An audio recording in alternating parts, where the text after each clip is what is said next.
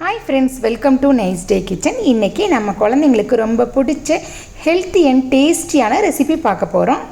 குழந்தைங்க ஸ்கூல் விட்டு வந்த உடனே நீங்கள் கொடுத்தீங்கன்னா வாயில் வச்ச உடனே அப்படியே கரைஞ்சிரும்.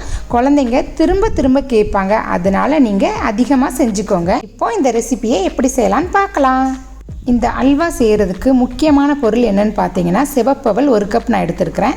இதை நல்லா நம்ம பவுட்ரு பண்ணிட்டு வந்துடலாம். பவுட்ரு பண்ண அவலை நம்ம பவுலில் மாற்றிக்கலாம். இதே மாதிரி நல்லா அரைச்சிடணும். அப்போ தான் அல்வா சூப்பராக இருக்கும். அடுத்து அரை மூடி தேங்காய் எடுத்து இதே மாதிரி துருவி நம்ம எடுத்து வச்சுக்கணும். மிக்சி ஜாரில் மாற்றிட்டு நல்லா அரைச்சதுக்கப்புறம் ஃபஸ்ட்டு பால் நம்ம திக்காக எடுத்து வச்சுக்கலாம்.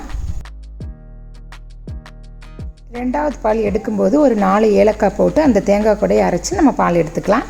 தேங்காய் அரைக்கும் போது ஏலக்காய் போடுறதுனால அந்த தேங்காய் பால் நல்ல மணமாக இருக்கும். அடுத்து அரைச்சி வச்ச அவலில் அந்த தேங்காய் பாலை போட்டு கட்டி இல்லாமல் நல்லா மிக்ஸ் பண்ணிக்கணும். அல்வானாலே எல்லாருக்குமே ரொம்ப பிடிக்குங்க. அதில் நெய் அதிகமாக இருக்கிறதுனால யாரும் அவ்வளோவா விரும்பி சாப்பிட்றது இல்லைங்க. இந்த அல்வா பார்த்தீங்கன்னா ஒரு துளி நெய் கூட நான் போடாமல் செஞ்சுருக்கிறேன். கட்டி இல்லாமல் இதே மாதிரி நல்லா மிக்ஸ் பண்ணிக்கணும். அடுத்து ஸ்டவ்வில் பேன் வச்சு நல்லா சூடானதுக்கப்புறம் அவல் எடுத்தோம் பார்த்தீங்களா, அதே கப்லேயே 1.5 கப் நாட்டு சக்கரை போட்டு மிக்ஸ் பண்ணிக்கலாம். 1/4 டம்ளர் தண்ணி ஊற்றி நல்லா மிக்ஸ் பண்ணி விட்டுறணும். நாட்டு சக்கரை நல்லா கரைஞ்சிருச்சுங்க. அடுத்து மிக்ஸ் பண்ணி வச்ச அவலை கொஞ்சம் கொஞ்சமாக போட்டு நம்ம கட்டி இல்லாமல் மிக்ஸ் பண்ணிக்கிட்டே இருக்கணும். அடுப்பு கம்மியாகவே இருக்கட்டும். அல்வா இந்த ஸ்டேஜுக்கு வரும்போது கரெக்டாக ஒரு 1/4 கப் ஆயில் போட்டு இதையும் நல்லா மிக்ஸ் பண்ணிக்கலாம். அடுத்து காய்ச்சி ஆற வச்ச 1/4 டம்ளர் பால் எடுத்து அதில் 1.5 டீஸ்பூன் சோள மாவு போட்டு கட்டி இல்லாமல் மிக்ஸ் பண்ணிக்கணும். அடுத்து அல்வாவில் நம்ம போட்டுடலாம். இதையும் போட்டு நல்லா மிக்ஸ் பண்ணிக்கிட்டே இருக்கணும்.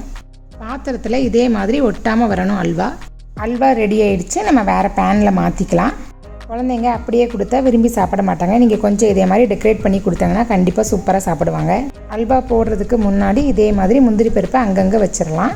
அடுத்து கசகசா கொஞ்சம் போட்டுடலாம். ரெடி பண்ண அல்வாவை இதில் நம்ம போட்டுடலாம். 20 நிமிஷம் நல்லா செட் ஆகட்டும். செட் ஆகினதுக்கப்புறம் அல்வா எப்படி இருக்குன்னு பார்க்கலாம். நல்லா ஆறிடுச்சு. இப்போ நம்ம எடுத்து பார்க்கலாம். சூப்பராக வந்துருச்சு பாருங்கள். நீங்களும் இதே மாதிரி அல்வா செஞ்சு பாருங்கள். இந்த வீடியோ உங்களுக்கு பிடிச்சிருக்குன்னு நினைக்கிறேன். பிடிச்சிருந்தா லைக் பண்ணுங்கள், ஷேர் பண்ணுங்கள், மறக்காமல் சப்ஸ்கிரைப் பண்ணிடுங்க. தேங்க்ஸ் ஃபார் வாட்சிங்.